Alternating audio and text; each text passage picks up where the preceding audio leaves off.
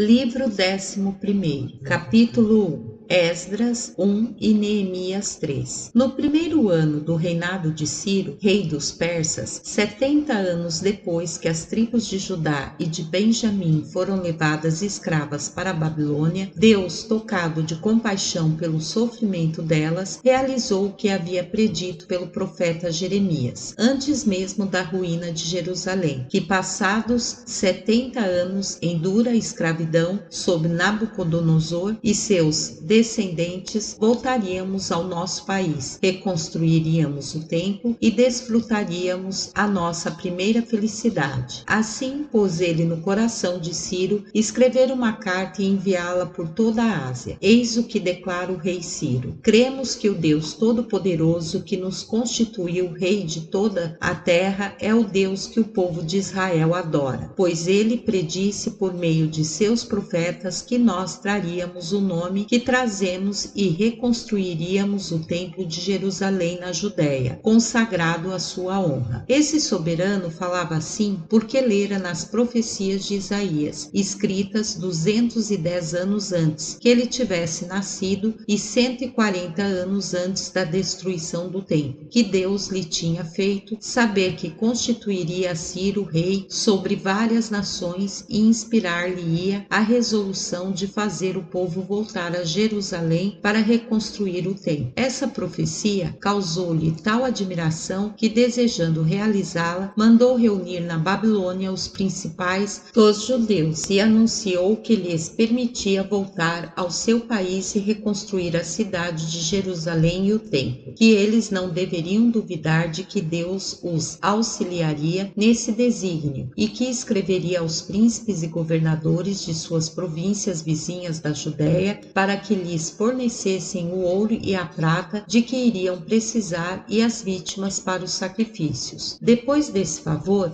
os chefes das tribos de Judá e de Benjamim dirigiram-se imediatamente a Jerusalém, com sacerdotes e levitas. Os que não quiseram deixar os seus bens ficaram na Babilônia. Chegaram depois os nobres aos quais o rei havia escrito e contribuíram com ouro e prata. Alguns deram-lhe animais como cavalos. Outros, que haviam feito votos, ofereciam sacrifícios solenes para cumpri-los, tal como fariam se tivessem de começar a construir a cidade e realizar pela primeira vez as cerimônias que nossos pais observavam. Ciro restituiu, nesse tempo, os vasos sagrados tomados do templo no reinado de Nabucodonosor e que haviam sido levados para a Babilônia. Encarregou disso Mitredate, seu tesoureiro mor, com ordem de confiá-los aos cuidados de Sesbazar, para os que guardasse até que o templo fosse reconstituído e os entregasse então aos sacerdotes e aos principais dos judeus, para que fossem recolocados no templo. Escreveu também esta carta aos governadores da Síria, o rei Ciro a Cisina e a Sarabazã, saudação. Nós permitimos a todos os judeus que moram em nosso território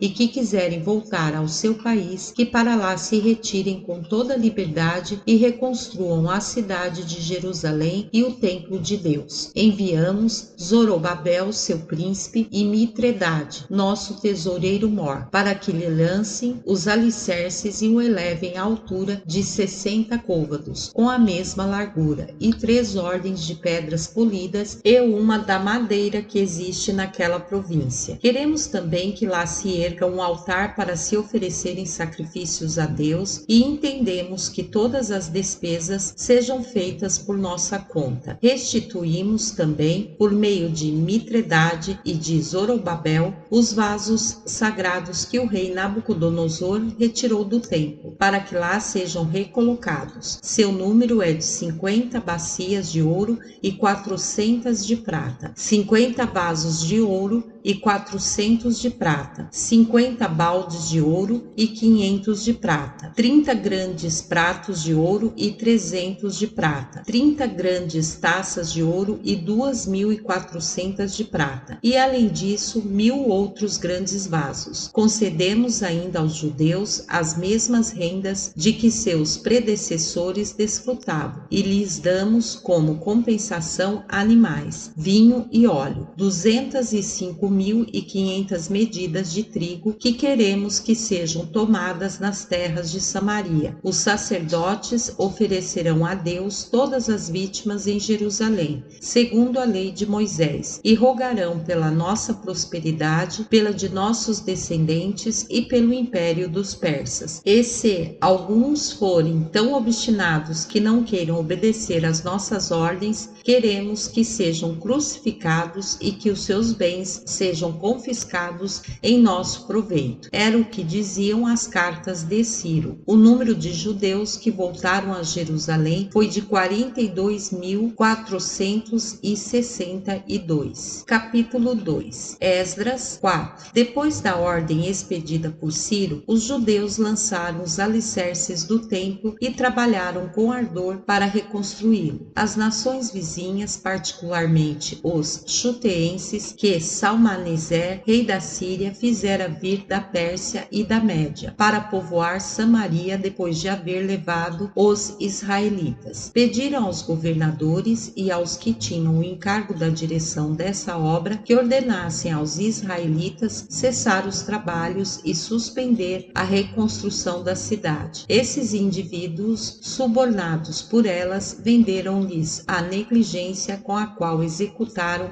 a sua comissão. Mas Ciro não lhes deu atenção porque estava ocupado com a guerra contra os massagetas, na qual veio a morrer. Cambises, seu filho, sucedeu-o, e logo que subiu ao trono, os sírios, os fenícios, os amonitas, os moabitas e os samaritanos escreveram-lhe esta carta: Majestade Reum, vosso chanceler Sinsai, vosso secretário, e todos os outros oficiais da Síria e da Fenícia, vossos servidores. Nós nos julgamos obrigados a vos advertir de que os judeus que haviam sido transferidos para a Babilônia retornaram a este país. Eles reconstroem a sua cidade que foi destruída por causa de sua revolta. Eles ergueram novamente as suas muralhas, estabeleceram seus mercados e também reconstroem o templo.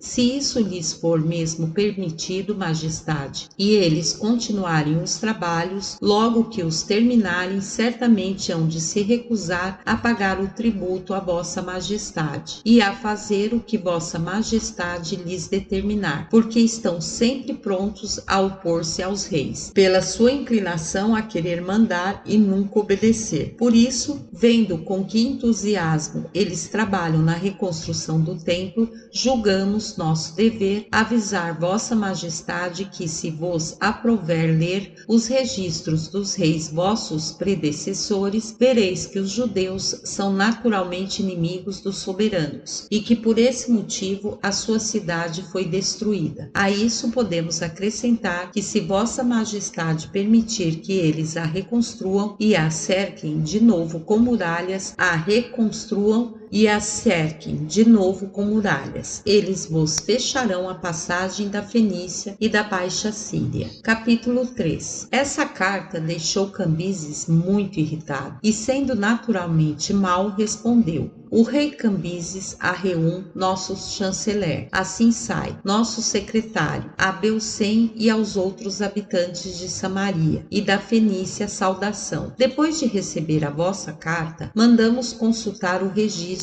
dos reis nossos predecessores, e lá encontramos que a cidade de Jerusalém foi sempre, desde todos os tempos, inimiga dos reis, que os seus habitantes são sediciosos, sempre prontos a se revoltar, e que ela foi governada por príncipes poderosos e muito empreendedores, os quais exigiram à força grandes tributos da Síria e da Fenícia. Para impedir que o atrevimento desse povo possa levá-lo a novas rebeliões, proibimos que eles continuem a reconstruir a cidade. Mal receberam essa carta, Reum, Sinsai e os outros rumaram para Jerusalém com um grande séquito e proibiram aos judeus reconstruir a cidade. cidade e o templo. Assim o trabalho ficou interrompido durante 9 anos, até o segundo ano do reinado de Dario, rei da Pérsia. Cambises reinou apenas 2 anos e morreu em Damasco, ao seu regresso do Egito que ele havia subjugado. Os magos, depois de sua morte, governaram o reino durante 1 ano com poder absoluto, mas os chefes das 7 principais famílias da Pérsia os depuseram e de comum acordo constituíram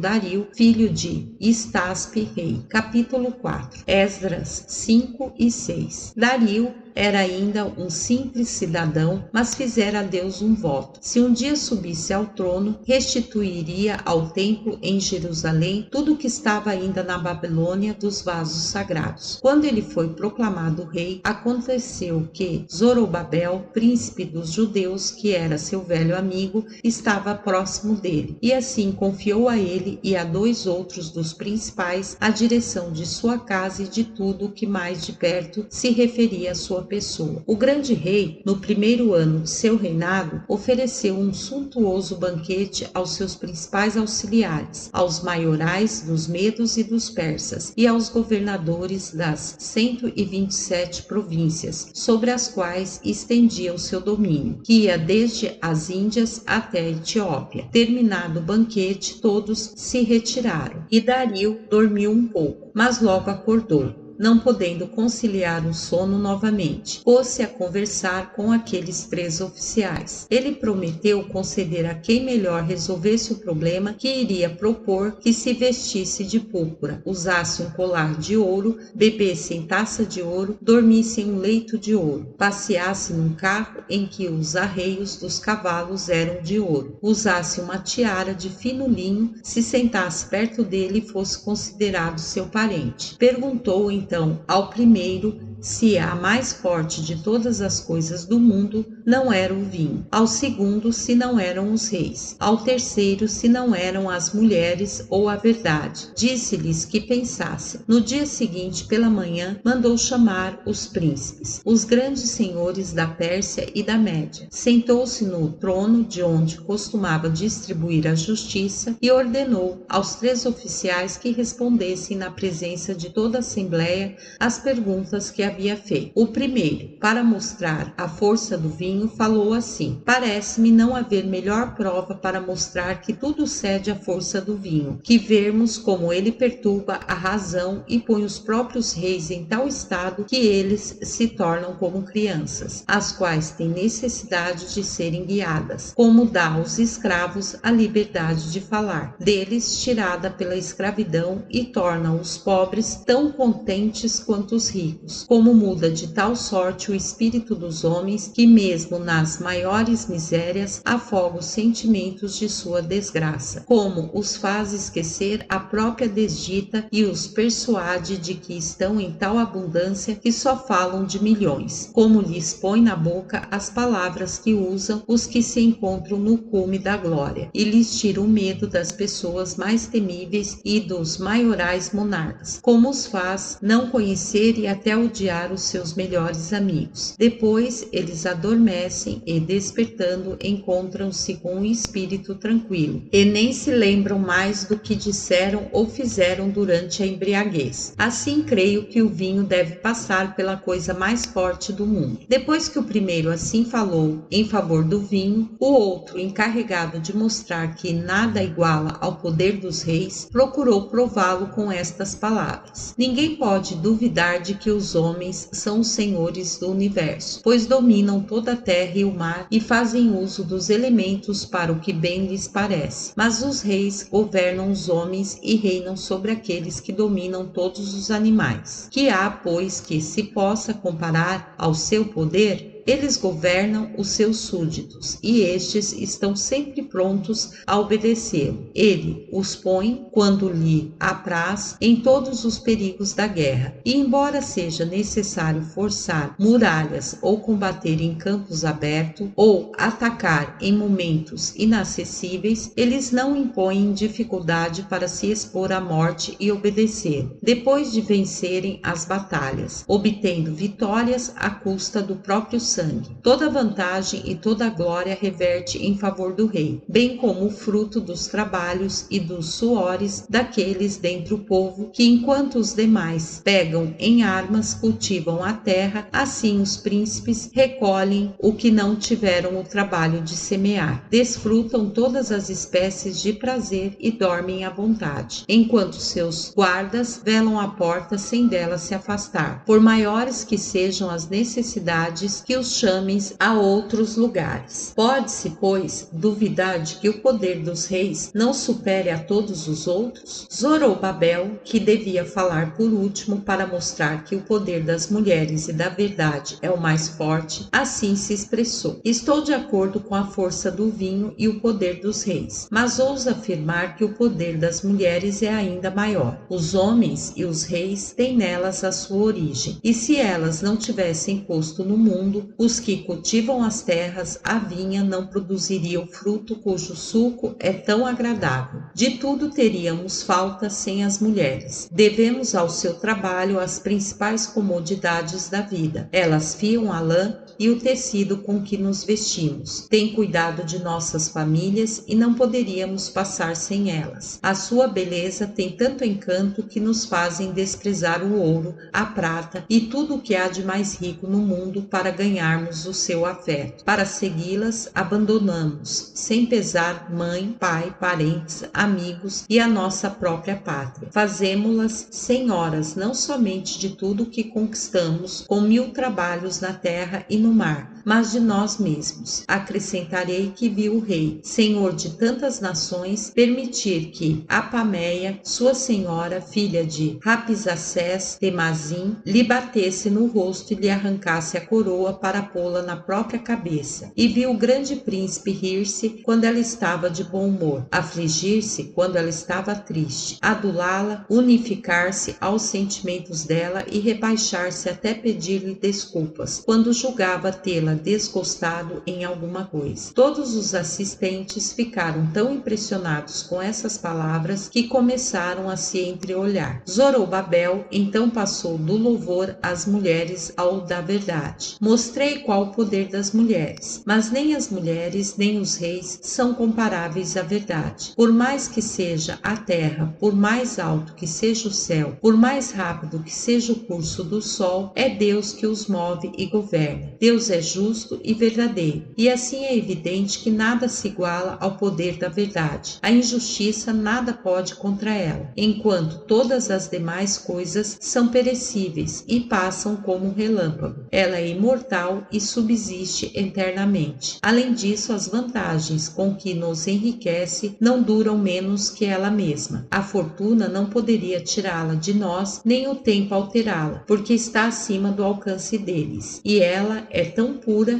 que nada a pode corromper. Zorobabel assim falou, e muitos louvaram-no e confessaram que ele havia provado muito bem que nada é mais poderoso que a verdade, a qual jamais envelhece e não está sujeita a mudanças. O rei disse-lhe que declarasse o que desejava daquilo que prometera ao que melhor respondesse às questões propostas, e o concederia de boa vontade, reconhecendo-o como o mais sábio e mais inteligente de todos.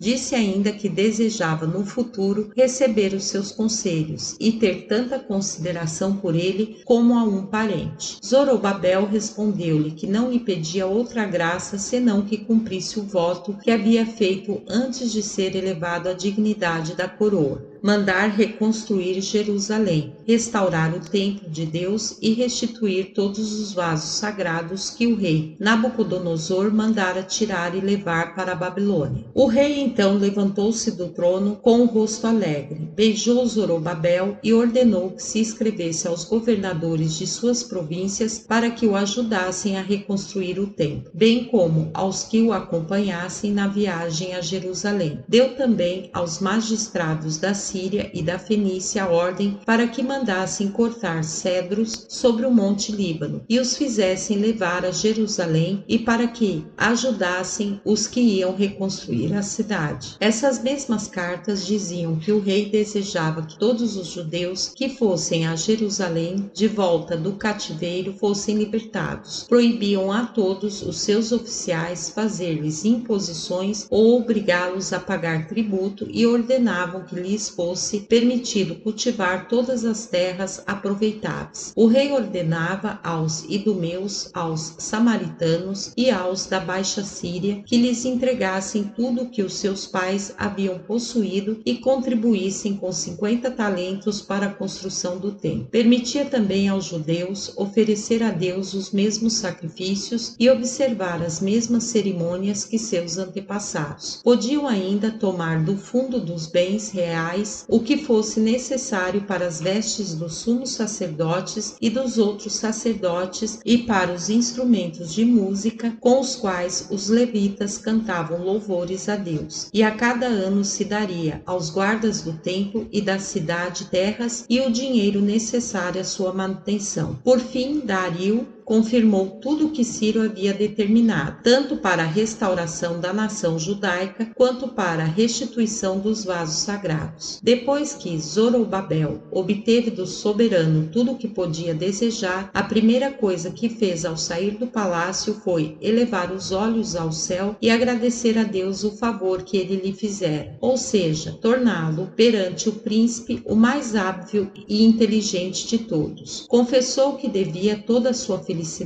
ao auxílio dele e pediu que ele continuasse a ajudá-lo. Quando chegou à Babilônia e deu essa grata notícia aos de sua nação, eles também deram graças a Deus por ele haver permitido que se restabelecesse em sua pátria e passaram 7 dias inteiros em festas de regozijo. As famílias escolheram em seguida pessoas de sua tribo para que fossem levadas a Jerusalém e procuravam cavalos e outros animais para carregar as suas mulheres e filhos. Assim, uma grande multidão de todas as idades e ambos os sexos, guiadas por aqueles que Dario havia posto à frente, fez toda a caminhada com incrível alegria, ao som de flautas e de timbales. O temor de aborrecer o leitor e de interromper o fio da minha narração não me deixa mencionar nomes em particular. Contentar-me-ei em dizer o seu número. Havia nas tribos de Judá e de Benjamim, da idade de 12 anos para cima, 4.628.000 pessoas. A multidão era seguida por 4.070 levitas e 40.742 mulheres e crianças. Da estirpe dos levitas havia 128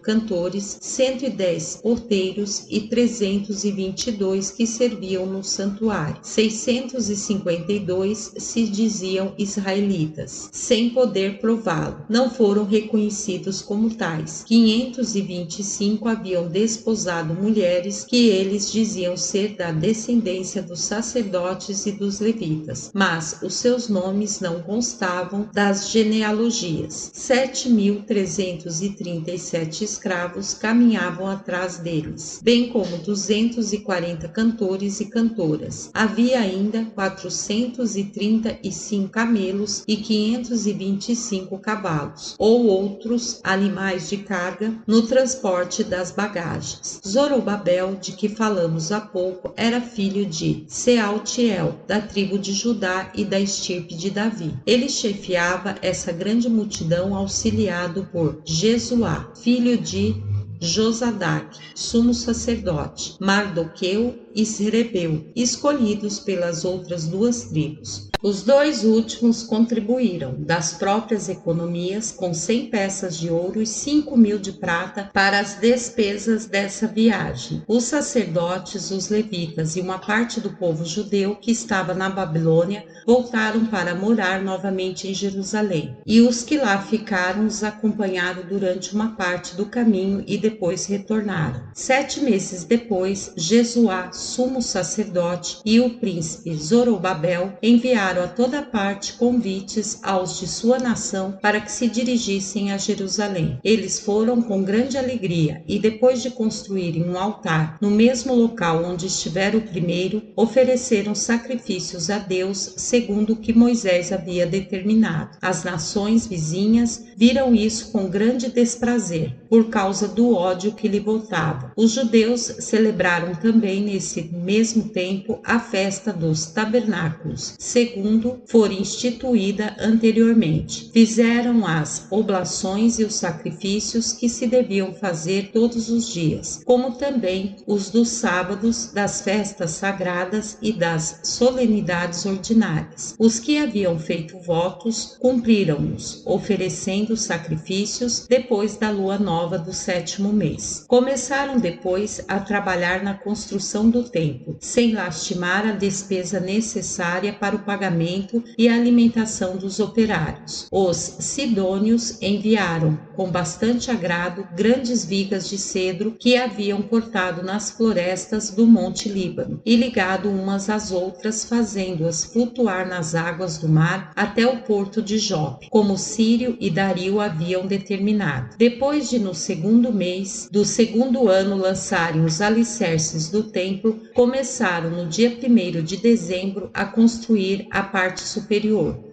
Todos os levitas com 20 anos ou mais, e Jesuá com seus 3 filhos e seus irmãos, e Cadmiel, irmão de Judá, filho de Aminadab, com os seus filhos que haviam sido encarregados da direção dessa obra. Nela trabalharam com tanto empenho e solicitude que a concluíram muito antes do esperado. Então os sacerdotes, revestidos de seus vestes sacerdotais, marcharam ao som de trombetas, enquanto os levitas e os descendentes de Asafé cantavam em louvor a Deus hinos e salmos compostos pelo rei Davi. Os mais antigos do povo, que haviam contemplado a magnificência e a riqueza do primeiro templo, considerando o quanto esse estava longe de igualá-lo e julgando assim a grande diferença entre a sua propriedade no passado e a presente, sentiram tão profunda dor que não puderam reter as lágrimas e soluços. O povo em geral, porém, ao qual somente o presente podia impressionar, não fazia tal comparação. Estava tão contente que as queixas de uns e os gritos de júbilo de outros impediam que se ouvisse o som das trombetas. Essa notícia chegou até Samaria, e os habitantes dessa cidade vieram indagar o que se passava. Ao saber que os judeus, regressando do cativeiro da Babilônia,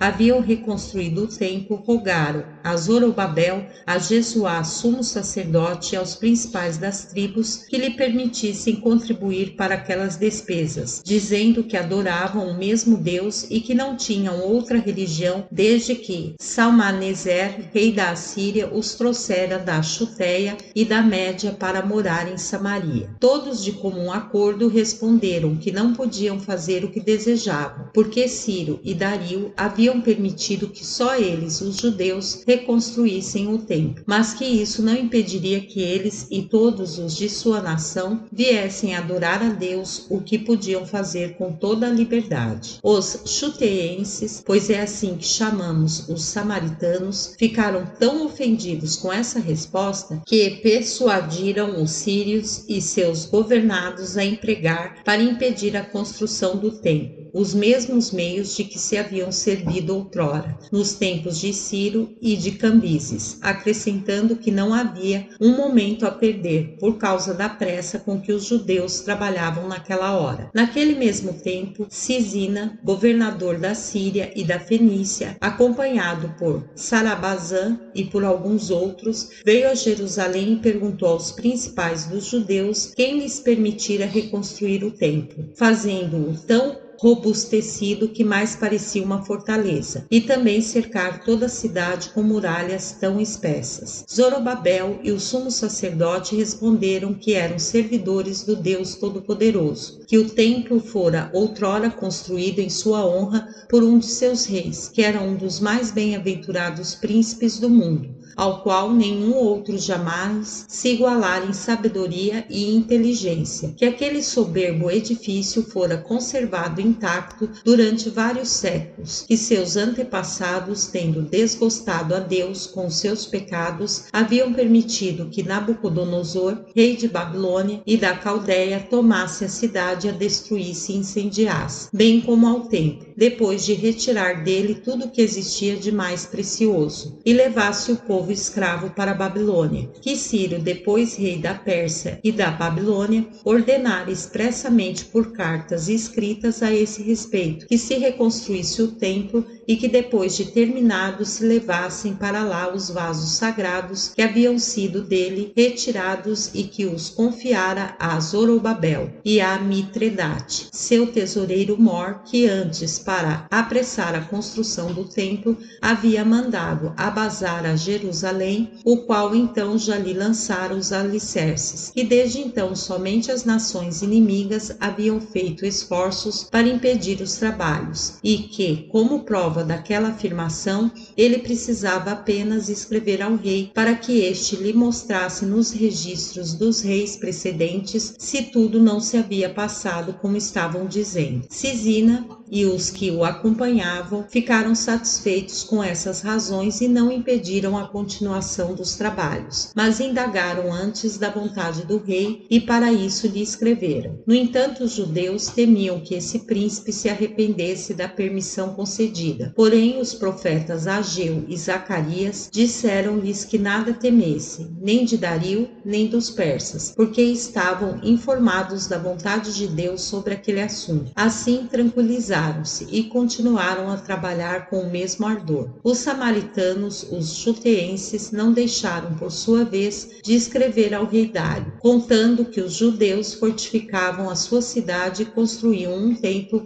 que mais parecia uma fortaleza que um lugar destinado ao culto a Deus. E para testemunhar ao rei o quanto aquilo lhe seria prejudicial, mandaram-lhe as cartas do rei Cambises, pelas quais ele havia proibido a continuação daquelas obras, pois não as julgava proveitosas para o seu serviço. Quando Dario recebeu essas cartas e as de Cisina, mandou procurar os registros dos reis. Encontraram um deles no castelo de Ecbátana, na Média, onde estava escrito assim: o rei Ciro ordenou no primeiro ano de seu reinado que se contribuísse em Jerusalém um templo de 60 côvados de altura e outros tantos de largura, com 3 ordens de pedras polidas e uma da madeira que se encontra naquele país, que se edificasse um altar naquele templo, que tudo seria feito às suas expensas, que os vasos sagrados retirados por Nabucodonosor seriam levados para lá, e que Abazar, governador da Síria e da Fenícia, e os oficiais da província tomariam cuidado de mandar prosseguir a obra, sem no entanto ir a Jerusalém, porque os judeus, que eram servidores de Deus, e seus príncipes deveriam assumir a direção. Seriam suficiente ajudá-los com o dinheiro que se obteria dos tributos das províncias e dar-lhes para os seus sacrifícios touros, carneiros, cordeiros, cabritos, farinha, óleo, vinho e todas as outras coisas que os sacerdotes lhe pedissem, a fim de que rogassem pela prosperidade dos reis e pelo império dos persas. E se alguém se atrevesse a desobedecer a essa ordem, que fosse crucificado e tivesse todos os seus bens confiscados. A isso acrescentou uma imprecação que atingiu a todos os que quisessem impedir a construção do templo. Ele rogava a Deus que fizesse desencadear sobre eles a sua justa vingança para castigá-los por tal impiedade. Dario, tendo visto os registros de Ciro, escreveu a Cisina e aos seus outros oficiais o que segue: o rei Dario a Cisina, lugar-tenente general de nossa cavalaria, a Sarabazan e aos outros governadores, saudação. Mandamo-vos a cópia das ordens do rei Ciro que encontramos nos seus registros, e queremos que o que elas contêm seja rigorosamente executado. Adeus. Cisina e os outros aos quais era interessada essa carta, tendo conhecido a intenção do rei, nada esqueceram fortaleceram no que dependia deles para executá-la e ajudaram os judeus com todas as suas forças para que pudessem continuar as obras do templo. Com esse auxílio, as obras progrediram e, pelo entusiasmo que as profecias de Ageu e de Zacarias continuavam a dar ao povo, o templo foi terminado ao fim de 7 anos. No 9º ano de reinado de Dario e no 23º dia do 11º mês, a que chamamos Adar, e os macedônios Distro, os sacerdotes, os levitas e o resto do povo deram graças a Deus por lhes permitir recuperar a antiga felicidade depois de tão longo cativeiro e por lhes dar um novo templo. Ofereceram-lhe em sacrifício 100 touros, 200 carneiros, 400 cordeiros e 12 bodes, pelos pecados das 12 tribos. Os levitas escolheram entre eles alguns porteiros para distribuí-los por todas as portas do templo,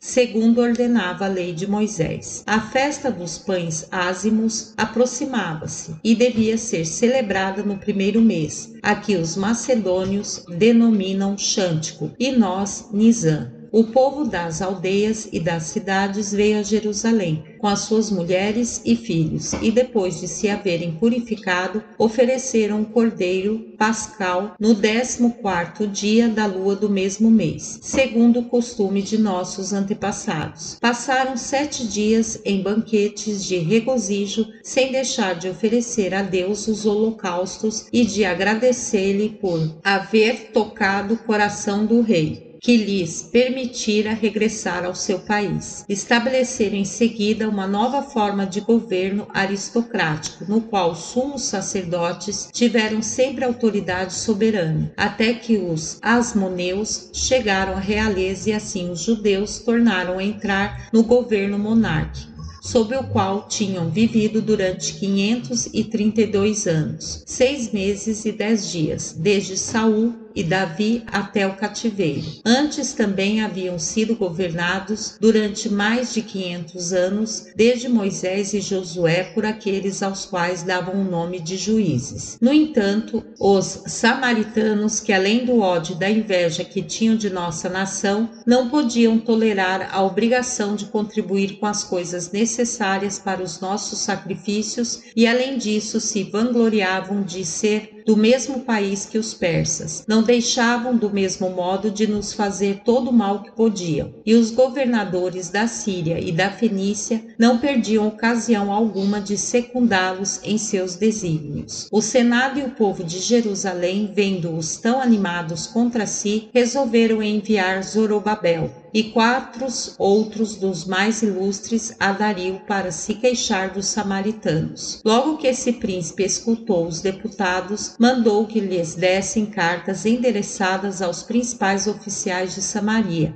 cujas palavras são estas: o rei Dario a Tangar e Sembabe, que comandam a cavalaria em Samaria, e a Sadrague, Bobelon e outros, que estão encarregados dos nossos negócios nesse país. Saudação. Zorobabel, Ananias e Mardoqueu, deputados pelos judeus junto de nós, queixaram-se das dificuldades que lhes moveis na construção do templo e de que recusais contribuir para os sacrifícios com aquilo que ordenamos. Escrevemo-vos esta carta a fim de que logo que a tenhais recebido, não deixeis de cumprir as vossas obrigações e de tomar para esse fim no nosso tesouro proveniente dos tributos da Samaria, tudo que os sacerdotes de Jerusalém tiverem necessidade, porque a nossa intenção é que não se deixe de oferecer sacrifícios a Deus pela nossa prosperidade e pela do império dos persas. Capítulo 5. Esdras 7. Xerxes sucedeu seu pai Dario, e não foi menos herdeiro de sua piedade para com Deus, que sucessor no trono. Nada mudou a respeito do que fora determinado em relação ao culto a ele. E Xerxes teve sempre uma grande afeição pelos judeus. Joaquim, filho de Jesuá, era sumo sacerdote durante o seu reinado, e Esdras era o primeiro e o mais considerável dentre todos os sacerdotes que haviam ficado na Babilônia. era um homem de bem e muito instruído nas leis de Moisés. Desfrutava grande fama no meio do povo e era muito amado pelo rei. Assim, quando resolveu voltar a Jerusalém e levar consigo alguns judeus que estavam morando na Babilônia, ele obteve desse príncipe algumas cartas de recomendação endereçadas aos governadores da Síria, nestes termos: Xerxes, rei dos reis, a Esdras, sacerdote leitor da lei de Deus, saudação. Julgando que é de nossa bondade permitir a todos os judeus, quer sacerdotes, quer levitas, bem como a outros que desejarem voltar a Jerusalém para lá servir a Deus, nós, com o conselho de nossos 7 auxiliares, concedemos essa graça e vos encarregamos de apresentar ao vosso Deus o que nós e nossos amigos fizemos voto de lhe oferecer. Damo-vos o poder de levar todo o ouro e toda a prata que os vossos conterrâneos, ainda espalhados pelo reino da Babilônia, quiserem ofertar a Deus, a fim de que seja empregado na aquisição de vítimas a serem oferecidas sobre o altar, na confecção de vasos de ouro e de prata para o seu serviço e no que mais vós e vossos irmãos desejarem. Devereis oferecer também ao vosso Deus os vasos sagrados que vos entregaremos. Damo-vos o poder de fazer, além disso, tudo o que julgardes conveniente e entendemos que o fundo necessário deva ser tirado de nosso tesouro. Para isso estamos escrevendo ao nosso tesoureiro mor da Síria e da Fenícia que vos entregue sem demora tudo o que lhe pedirdes. E para que Deus seja favorável a nós e a nossa posteridade, queremos que lhe sejam oferecidas por nós 100 medidas de trigo de conformidade com a lei. Proibimos a todos os nossos oficiais exigir algo dos sacerdotes, dos levitas, dos cantores, dos porteiros e dos outros que servem no templo de Deus, ou impor-lhe tributos e obrigações. Quanto a vós, Esdras, usareis da prudência e da sabedoria que Deus vos concedeu para estabelecer na Síria e na Fenícia juízes que administrem a justiça e que os já instruídos nas vossas leis ensinem aos que ainda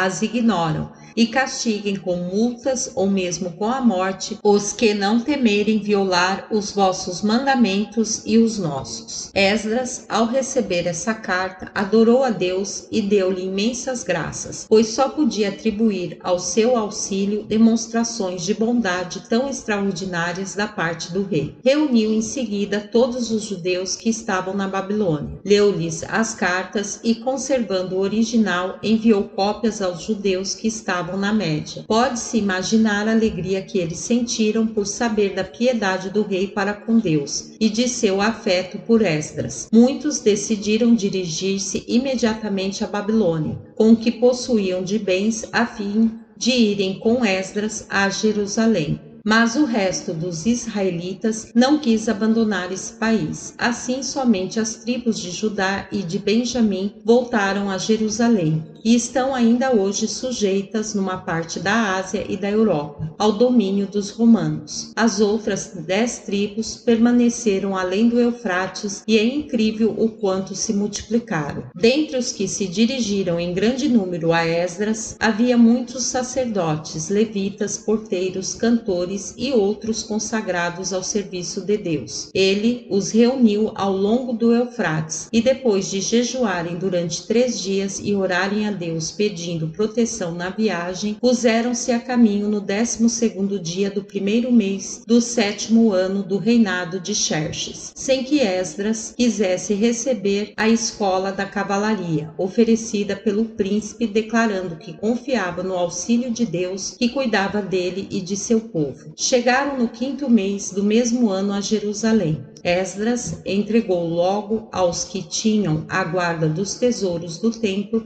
e que eram da descendência dos sacerdotes o depósito sagrado que o rei, os amigos dele e os judeus que moravam na Babilônia lhe haviam confiado e que consistia de 650 talentos de prata, vasos de prata no valor de 100 talentos, vasos de ouro no valor de 20 talentos e vasos de cobre, mais preciosos que o ouro, ouro, no peso de 12 talentos. Em seguida, Esdras ofereceu a Deus em holocausto, como a lei ordenava, 12 touros para a salvação do povo, e pelos pecados 72 carneiros e cordeiros e 12 bodes. Na Síria e na Fenícia entregou aos governadores e oficiais do rei a carta que o soberano lhes escrevera, e como não podiam deixar de obedecer, prestaram grandes honras à nação judaica e nos ajudaram em nossas necessidades. Deve-se a Esdras a honra dessa transmigração, e ele não somente a idealizou, como também não tenho dúvidas de que a sua virtude e a sua piedade foram a causa do feliz êxito que Deus lhe quis outorgar. Pouco tempo depois, ele soube que alguns sacerdotes e levitas, não querendo se sujeitar à disciplina, haviam, por um insolente desprezo às leis de seus maiorais, desposado mulheres estrangeiras e manchado a pureza da ordem sacerdotal. O que lhe deram esse aviso, rogaram-lhe que se armasse do zelo da religião para impedir que o crime de alguns atraísse a cólera divina sobre todo o povo e os precipitasse de novo na desgraça da qual acabavam de sair. Como eram de qualidade as pessoas culpadas nesse pecado, esse santo homem, considerado que uma ordem para despedir as mulheres e os filhos não seria obedecida por eles, foi tomado de tão viva dor que rasgou as próprias vestes, arrancou a barba e os cabelos e lançou-se por terra banhado em lágrimas. Os outros homens de bem reuniram-se a ele e juntaram as suas lágrimas às dele. Nessa amargura de coração, ele elevou os olhos e as mãos ao céu e disse: Tenho vergonha, meu Deus, de ousar levantar os meus olhos ao céu, quando penso que este povo recai sempre mais no pecado e perde logo a lembrança dos castigos com que punistes a impiedade de seus maiores. Todavia, Senhor, como a vossa misericórdia é infinita, tende por favor piedade destes que restaram do antigo cativeiro que suportamos e que quisestes reconduzir à antiga pátria. Perdoai-lhes, Senhor, mais esse crime, e embora eles mereçam a morte, não vos canseis de lhes demonstrar a vossa bondade, e conservando-lhes a vida. Esdras 10. Enquanto assim falava e todos os presentes, homens e mulheres, choravam com ele, Secanias, que era o primeiro cidadão de Jerusalém, aproximou-se e disse que, não se podendo duvidar de que os que tomaram esposas estrangeiras haviam cometido um grande pecado, era preciso convencê-los a restituí-las, bem como aos filhos que delas haviam gerado, e castigar os que recusassem obedecer à lei de Deus. Esdras aprovou essa proposta e fez jejuar os principais sacerdotes, os levitas e o povo, o qual os ajudaria a obrigá-los a isso. Depois que saiu do templo, foi para a casa de Joana, filho de Eliasibe, e passou ali o resto do dia sem comer nem beber. Tão abatido estava pela dor. Mandou em seguida publicar por toda parte que todos os que haviam voltado da escravidão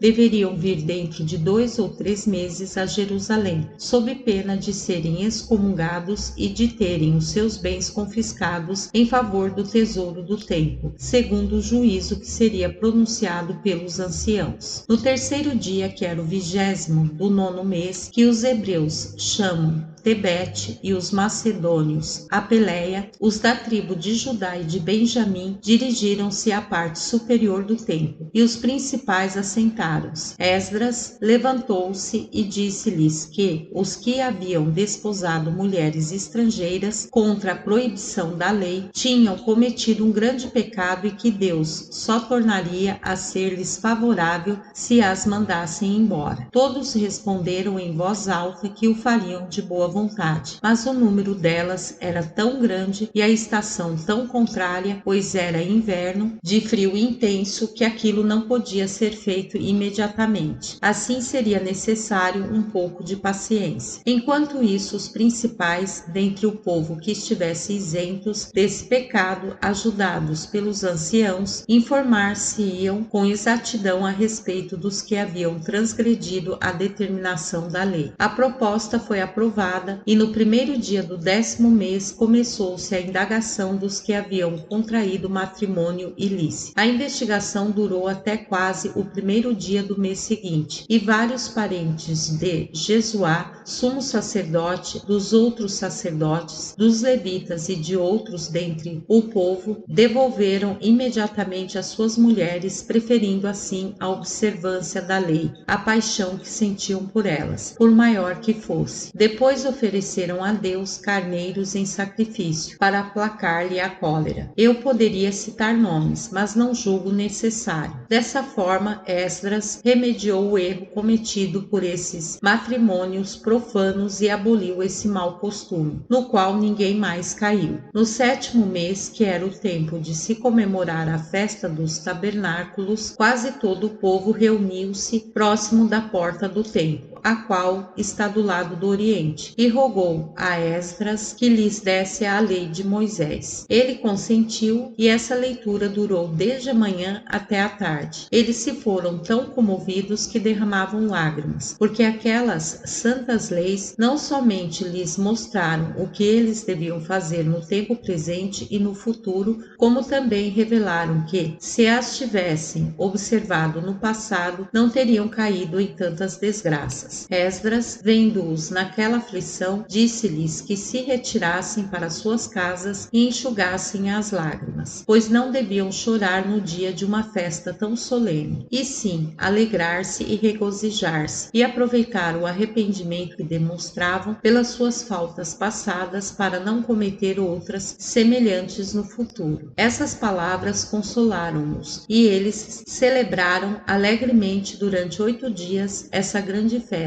gratos a Esdras pela reforma de seus costumes, e voltaram cantando hinos de louvor a Deus, um feito tão importante somado às outras obrigações de que a nação lhes era devedora. Conquistou-lhe tanta glória que, quando ele terminou seus dias em venturosa velhice, enterraram-no em Jerusalém com grande magnificência. Joaquim, sumo sacerdote, morreu também nesse mesmo tempo, e Eliaquim, seu filho, substituiu. Neemias 1. Depois da morte de Esdras, um judeu dentre os escravos de nome Neemias, que era mordomo do rei Xerxes, passeando um dia fora da cidade de Suzã, capital da Pérsia, viu uns estrangeiros que vinham de províncias distantes e percebeu que eles falavam a língua hebraica. Aproximou-se deles para perguntar de onde vinham e soube que eram da Judéia. Perguntou-lhes como ia aquele país, particularmente Jerusalém. Responderam-lhe que tudo estava em muito mau estado, que as muralhas da cidade estavam em ruínas e que não havia males que os povos vizinhos não lhes causassem, pois devastavam continuamente os campos, levavam prisioneiros os habitantes da cidade e frequentemente encontravam-se cadáveres pelas estradas. Neemias ficou tão desconsolado pela aflição do povo de seu país que não pôde reter as lágrimas, e elevando os olhos ao céu, disse a Deus: Até quando, Senhor, permitireis que a vossa nação seja perseguida e torturada por tantos males? Até quando permitireis que ela seja presa de vossos inimigos? O sofrimento fez-lhe esquecer até o momento em que se encontrava, pois vieram dizer-lhe que o rei estava prestes a se pôr à mesa, e ele correu para servir. Neemias 2. O príncipe, que estava de bom humor, tendo notado ao sair da mesa que Neemias estava muito triste, perguntou-lhe o motivo. Ele respondeu, depois de rogar a Deus em seu coração, que tornasse as suas palavras bem persuasivas. Como poderia, majestade, não estar triste pela aflição de saber a que estado se acha reduzida a cidade de Jerusalém? Minha querida pátria, onde estão os sepulcros de meus antepassados? Os seus muros estão completamente em ruínas e as suas portas reduzidas a cinzas. Fazei-me, Senhor, o favor de permitir que eu vá reerguê-las e de fornecer o que falta para completar a restauração do templo. O soberano recebeu tão bem esse pedido que não somente concedeu o que ele desejava, como também prometeu escrever aos seus governadores para que o tratassem com muita honra e o ajudassem ajudassem em tudo o que ele desejasse. Acrescentou o príncipe: esquecei então a vossa aflição e continuai a servir-me com alegria. Neemias adorou a Deus e deu ao rei os seus humildes e sinceros agradecimentos por tão grande favor. O seu rosto tornou-se tão alegre quanto antes estava triste. No dia seguinte, o rei entregou-lhe as cartas endereçadas a Sade, governador da Síria, da Fenícia e de Samaria, pelas quais ordenava tudo o que dissemos há pouco. Neemias partiu com essas cartas para a Babilônia, de onde levou várias pessoas de sua nação, e chegou a Jerusalém no 25º ano do reinado de Xerxes. Depois de entregar as cartas a Sade e as que eram endereçadas aos outros, mandou reunir todo o povo e falou: não ignorais o cuidado que o Deus Todo-Poderoso teve de Abraão, de Isaque e de Jacó, nossos antepassados, por causa da piedade deles e de seu amor pela justiça. E hoje ainda ele nos faz ver que não nos abandonou, pois obtive do rei, por auxílio dele, permissão para reedificar as nossas muralhas e ultimar a construção do templo. No entanto, como não posso duvidar do ódio que nos têm as nações vizinhas, as quais, quando virem o entusiasmo com que trabalhamos nestas obras, tudo farão para nos atrapalhar. Creio que temos duas coisas a fazer. A primeira é pormos toda a nossa confiança no auxílio de Deus, que pode sem dificuldade confundir os desígnios de nossos inimigos. A segunda é trabalhar dia e noite com ardor infatigável para terminarmos a nossa empresa sem perda de tempo, pois este nos é favorável e deve ser para nós muito precioso. Depois dessas palavras, Neemias ordenou aos magistrados que mandassem medir o perímetro das muralhas. Dividiu o trabalho entre o povo, fixou a cada porção um número de aldeias e de vilas, para também trabalharem com eles, e prometeu ajudá-los o quanto possível. Todos animaram-se com essas palavras e puseram mãos à obra. Foi então que se começou a chamar de judeus os que de nossa nação regressaram da Babilônia e da Judéia ao país, porque fora outrora propriedade da tribo de Judá. Neemias 4 e 6. Quando os amonitas, os moabitas, os samaritanos e os habitantes da Baixa Síria souberam que a obra progredia, sentiram grande desgosto, e nada houve que não fizessem para dificultar o empreendimento. Faziam emboscadas aos nossos, matavam os que lhes caíam nas mãos. E como Neemias era o principal objeto de seu ódio, deram dinheiro a alguns assassinos para que o matassem. Procuraram também assustar os judeus com vãos terrores, fazendo correr o boato de que um exército formado por diversas nações avançava para atacá-los.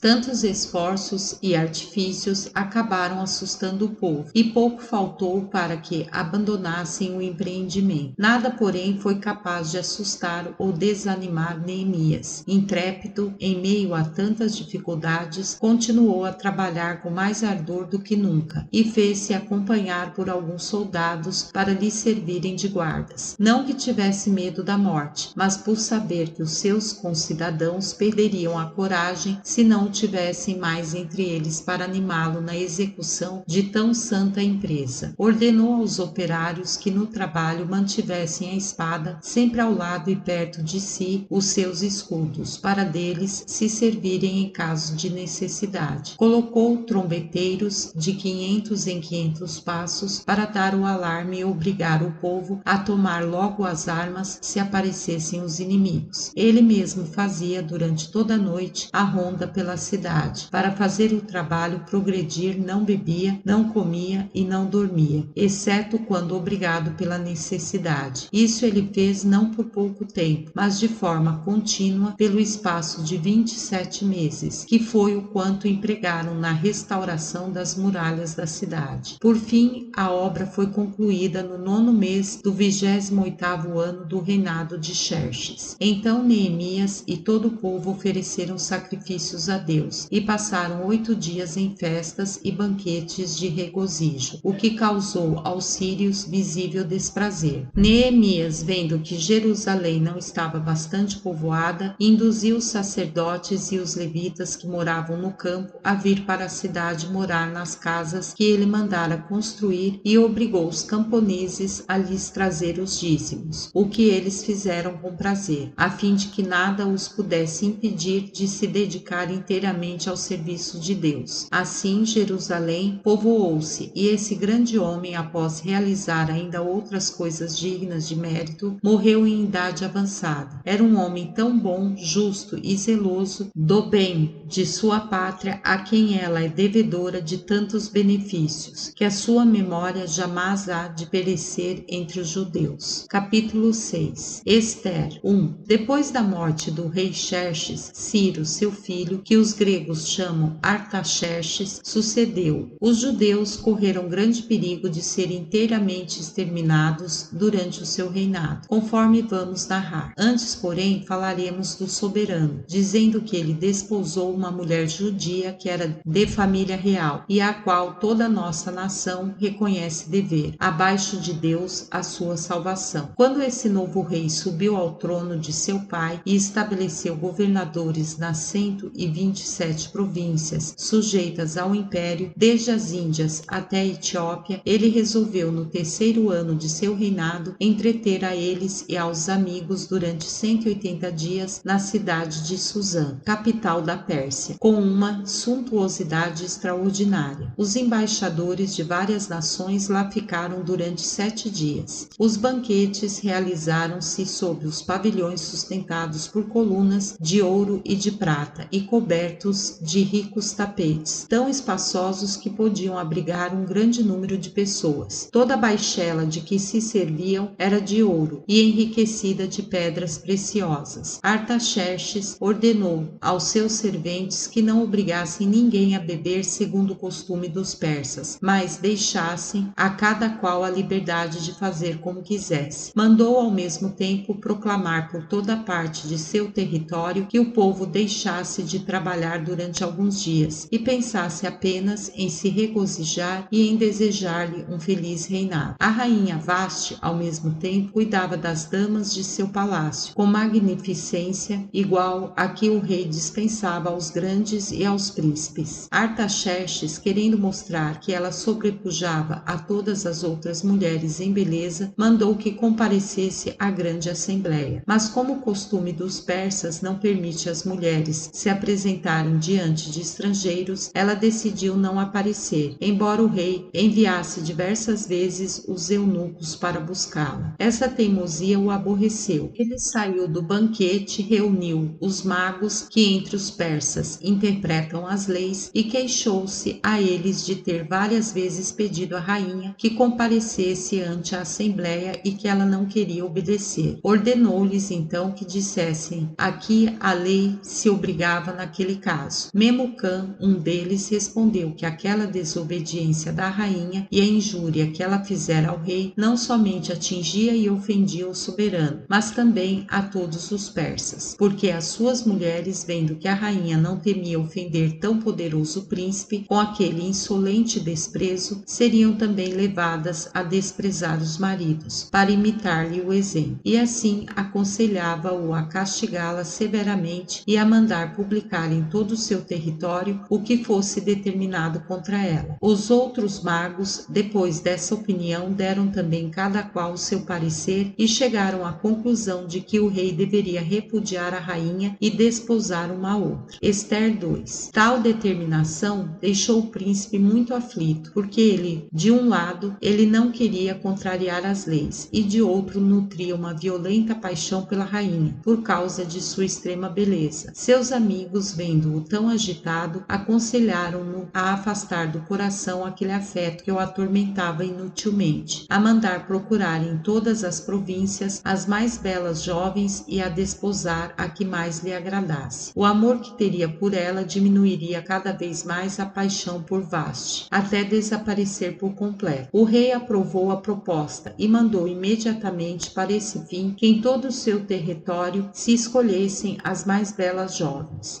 trouxeram-lhes as moças mais formosas, dentre as quais distinguia-se uma da Babilônia, de nome Ester, que não tinha nem pai nem mãe e fora criada por seu tio, de nome Mardoqueu, da tribo de Benjamim, um dos mais ilustres dentre os judeus. A beleza dessa moça, a sua modéstia e a sua graça eram tão extraordinárias que atraíam os olhares e a admiração de todos. Puseram-na entre 400 outras que foram entregues ao cuidado dos eunucos, e tudo se fez para que fossem cercadas de todos os bens. Durante 6 meses foram alvo de todas as atenções, eram bem alimentadas e cuidadas, e adornavam-se e perfumavam-se com requinte. Passado esse tempo, julgou-se que já estavam em condições de agradar ao rei. Assim, eles lhe mandavam uma por dia, a qual o príncipe devolvia no dia seguinte. Quando chegou a vez de Ester, Artaxerxes agradou-se tanto dela que a escolheu para esposa, e as bodas foram celebradas no 7º ano de seu reinado, no 12º mês, de nome Adar. Ele mandou em seguida aos chamados Agares que proclamassem por todo o seu território que o povo deveria festejar o seu matrimônio, e tratou magnificamente durante um mês os principais cidadãos, tanto dos persas e dos medos quanto dos de outras nações que lhe estavam sujeitas. Depois de instalar a nova rainha em seu palácio, pôs-lhe a coroa na cabeça e amou-a sempre como sua esposa, sem lhe perguntar de que nação ela era e sem que ela também nada dissesse a esse respeito. Mardoqueu, que a amava como se fosse sua própria filha, deixou a Babilônia para ir morar em Susã, e não se passava um dia sem que ele desse uma volta ao redor do palácio para ter notícia dela. Nesse entretempo, o rei publicou uma ordem pela qual proibia a todos os de sua casa, sob pena de morte, vir procurá-lo sem serem chamados quando ele estivesse assentado ao trono. Guardas armados junto de sua pessoa tinham ordem para afastar qualquer um que ousasse se aproximar. Ele empunhava uma vara de ouro e, quando queria conceder graça a alguém que se apresentara sem ser chamado, ele o tocava com ela. A pessoa então deveria beijá-la e assim evitava a morte. Algum tempo depois, dos eunucos, chamados Bigtan e Teres, fizeram uma conspiração para matar o rei. Um judeu de nome Barnabás, que servia a um deles, avisou Mardoqueu. Este comunicou-o imediatamente ao rei por meio de sua sobrinha, a rainha Ester. Eles foram presos e enforcados. Artaxerxes não recompensou a Mardoqueu pelo serviço prestado, mandou apenas registrar o fato em suas crônicas e permitiu-lhe entrar no palácio como se fosse um de seus familiares. Ester 3. Um amalequita, chamado Amã, filho de Amedata, desfrutava então tal prestígio que, quando ele entrava no palácio, os persas e os estrangeiros eram obrigados, por ordem do rei, a se prostrar diante dele. Mardoqueu era o único que não lhe prestava essa homenagem, porque a lei de Deus o proibia. Amã, tendo notado isso, perguntou-lhe de que nação ele era. Sabendo que era judeu, ficou muito irritado e exclamou: Ora, os persas que são livres põem o joelho em terra diante de mim, e esse escravo não se digna fazer o mesmo. Como ele era por natureza inimigo mortal dos judeus, porque os amalequitas haviam sido outrora vencidos por eles, o seu furor cresceu tanto que seria muito pouco para a sua vingança mandar matar Mardoqueu. Seria necessário exterminar toda a nação judaica. Ele foi então falar com o rei e disse-lhe que existia espalhado por todo o seu território um certo povo que era inimigo de todos os demais e cujas leis, cerimônias e costumes eram totalmente estranhos, sendo odiosos aos outros homens, e que o maior favor que podia fazer aos seus súditos era exterminá-lo. Mas, para que as rendas do soberano não fossem diminuídas com isso, ele lhe oferecia de boamente 40.000 talentos de prata, por prestar tão grande serviço, ou seja, livrar o império de tal peste. O rei respondeu que, quanto ao dinheiro, ele o restituiria de boa vontade, e quanto ao que se referia àquela classe de gente, deixava tudo a critério de Amã. Amã, depois de haver obtido o que desejava, mandou publicar em nome do rei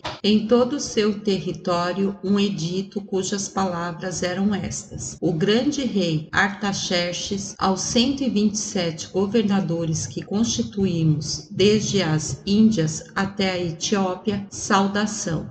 Muitas e várias nações estão sujeitas ao nosso império e estendemos o nosso domínio sobre a terra, o quanto quisermos, porque em vez de tratar os nossos súditos com rigor, não temos mais prazer que lhes dar todas as demonstrações de nossa estima e bondade, fazendo-os desfrutar muita paz. E para isso envidamos os maiores esforços para que a sua felicidade seja eterna. Por isso, tendo sido avisados por Amã, a quem honramos mais que a qualquer outro, com o nosso afeto pela sua fidelidade, probidade e sabedoria, de que há um povo espalhado por toda a terra, o qual é inimigo de todos os outros e possui leis e costumes próprios e tem por inclinação natural um grande ódio aos reis, não tolerando dominação alguma, nem a nossa nem a prosperidade do nosso império. Desejamos e ordenamos que, quando Amã, a quem consideramos como pai, vos der a ordem, extermineis inteiramente esse povo, com as suas mulheres e filhos, sem poupar um sequer, e sem que a compaixão seja mais forte sobre o vosso espírito que a obediência. O que entendemos seja feito no 13º dia do 12º mês do presente ano, a fim de que, sendo mortos, no mesmo dia, esses inimigos públicos possais passar em paz e tranquilidade o resto de vossas vidas. Depois que essa carta em forma de edito foi publicada por toda parte, todos se prepararam para exterminar os judeus no tempo determinado e se dispuseram a fazer a mesma coisa na cidade de Suzã, capital da Pérsia, que por isso estavam muito agitadas. No entanto, o rei e Amã passavam os dias em banquetes. Ester 4. Quando Mardoqueu soube do conteúdo daquele cruel edito, rasgou as próprias vestes, cobriu-se com um saco, espalhou cinzas sobre a cabeça e saiu clamando por toda a cidade que era horrível querer destruir aquele modo uma nação inocente. Mas ele foi obrigado a ficar à porta do palácio porque no estado em que se encontrava não lhe foi permitido entrar. A aflição de todos os judeus não era menor em todas as outras cidades onde o edito fora publicado, e em tão geral desolação o ar repercutia gritos e lamentações. A rainha, perturbada por saber que Mardoqueu estava à porta do palácio no deplorável estado em que o descrevi, mandou-lhe outras vestes para que as trocasse. Ele, porém, as recusou, porque a causa de seu penar subsistia ainda a ele, não podia se desfazer dos sinais. A princesa, ante a recusa, mandou o eunuco Ataque perguntar o motivo de tão grande aflição e de ele não querer deixar aqueles trajes tão tristes. Mardoqueu mandou dizer-lhe pelo mesmo eunuco que Amã oferecera ao rei uma grande soma de dinheiro a fim de obter permissão para exterminar todos os judeus e que sua majestade lhe concedera licença. Assim, em Suzã e em todas as províncias do império, fora publicado um edito do qual lhe mandava uma cópia. Tratava-se, portanto, da ruína de toda a nação judaica, na qual a própria rainha tinha sua origem. Ele suplicava que ela não temesse humilhar-se a ponto de se prostrar aos pés do rei para suplicar-lhe graça, pois somente ela o podia fazer. Além disso, Amã, ao qual ninguém igualava em prestígio e em autoridade, fazia continuamente crescer a irritação do rei contra eles. A rainha respondeu que, a menos que o rei solicitasse, não podia ir ter com ele, sob pena de perder a vida, caso ele não a tocasse com a vara de ouro que tinha na mão. Mardoqueu então rogou ao eunuco que dissesse à rainha que ela não devia, em tal contingência, considerar tanto a sua vida quanto a de sua nação. Se ela o fizesse, Deus não deixaria de ter cuidado dela. Mas se ela fosse insensível à ruína de seu próprio povo, ele mesmo a castigaria, destruindo-a com toda a nação. A rainha, comovida por essas palavras, mandou dizer-lhe pelo mesmo eunuco que reunisse todos os judeus que estavam em Suzã e ordenasse um jejum de 3 dias e que fizessem orações a Deus em favor dela. Ela faria o mesmo com as outras mulheres e iria em seguida falar com o rei sem ser chamada, o que talvez lhe custasse a vida. Mardoqueu executou a ordem e durante o jejum rogou a Deus que não permitisse a destruição de seu povo, mas o ajudasse naquela ocasião, tal como fizera tantas outras vezes, que lhes perdoasse os pecados e que os livrasse de tão grave perigo, pois nele não se haviam metido por culpa própria. Disse disse ainda: Vós sabeis, meu Deus, que a cólera de Amã, que jurou a nossa ruína, provém de eu não ter querido violar as vossas santas leis, prostrando-me diante dele para lhe prestar uma homenagem que somente a vós é devida. Essa fervorosa oração foi acompanhada por todo o povo, que pedia a Deus com não menor ardor que os ajudasse naquela grave contingência. A rainha, por seu lado, em vestes de luto, passou esses 3 dias prostrada por terra, sem comer nem beber e sem cuidar de sua pessoa. Ela pedia a Deus sem cessar que tivesse compaixão dela, pondo-lhe na boca o que devia dizer ao rei e tornando-a mais agradável aos seus olhos do que nunca, a fim de que, em tal perigo, pudesse não somente atrair a sua clemência sobre ela e sobre os de sua nação, mas fazer-lhe voltar a sua cólera contra os inimigos, de modo que caíssem na mesma desgraça em que os queriam precipitar. Esther 5. Depois de assim orar durante 3 dias, ela tirou as vestes tristes e revestiu-se de outras, magnificamente ricas, as quais ajuntou os ornamentos com os quais se podem enfeitar uma grande rainha. Foi em seguida falar com o rei, acompanhada somente por suas damas, sobre uma das quais se apoiava, enquanto a outra sustentava a cauda de suas vestes, cujas dobras pareciam flutuar sobre o pavimento. Via-se um modesto rubor tingir as suas faces, e a majestade e a beleza resplandeciam igualmente em seu temor. Quando ela viu o soberano assentado no trono, resplandecente de pedras e joias a contemplá-la, quem sabe de maneira pouco favorável, ficou tomada de tanto medo que as forças quase lhe faltaram, e ela teve de se apoiar na mulher que vinha ao seu lado. O rei, cujo coração Deus, sem dúvida, tocou naquele momento, temeu tanto por ela que desceu apressadamente do trono e a tomou nos braços. E com palavras repassadas de amor e ternura, disse-lhe que nada temesse por ter vindo sem ser chamada, porque aquela lei havia sido feita somente para os seus súditos, e não para ela, que com ele partilhava a coroa e por isso estava acima de todas as leis. Depois de assim falar, ele pôs-lhe o cetro na mão, e para tranquilizá-la completamente e não transgredir a lei, tocou-a docemente com a vara de couro. Então a virtuosa rainha voltou a si, tomou ânimo e falou deste modo: Não vos posso dar outra razão do desfalecimento que de mim se apoderou, senão a grande surpresa de ver-vos cheio de glória, de beleza e de majestade, e ao mesmo tempo tão temível. Não sei o que passou comigo. Ela pronunciou essas poucas palavras com uma voz tão fraca que a apreensão do rei aumentou, e ele tudo fez para tranquilizá-la, garantindo que concederia qualquer favor que ela pedisse, ainda que fosse metade de seu reino, lhe daria com prazer. Ela respondeu que o único favor que almejava era obter consentimento para cear com ele no dia seguinte, e que ele levasse também Amã. Ele o concedeu de boa mente, e quando se puseram à mesa, ele insistiu em que ela dissesse o que desejava, asseverando-lhe ainda que nada havia que ele não lhe concedesse com prazer, mesmo que fosse uma parte de seu reino. Ela suplicou que o seu pedido fosse protelado até o dia seguinte, e que ele lhe concedesse ainda a honra de vir novamente cear com ela, trazendo Amã em sua companhia. Isso ela também obteve facilmente. Amã estava muito satisfeito ao sair do banquete, pela honra insigne que a rainha lhe concedia, escolhendo a ele somente para ter a honra de comer com ela à mesa do rei. Contudo, encontrando Mardoqueu no palácio, ficou fora de si pela cólera, ao constatar que ele continuava a não se prostrar diante dele. Quando voltou ao seu aposento, contou à sua mulher, de nome Zeres, e aos seus amigos o favor singular que o rei e a rainha lhe haviam concedido, convidando a ele somente para sentar-se à sua mesa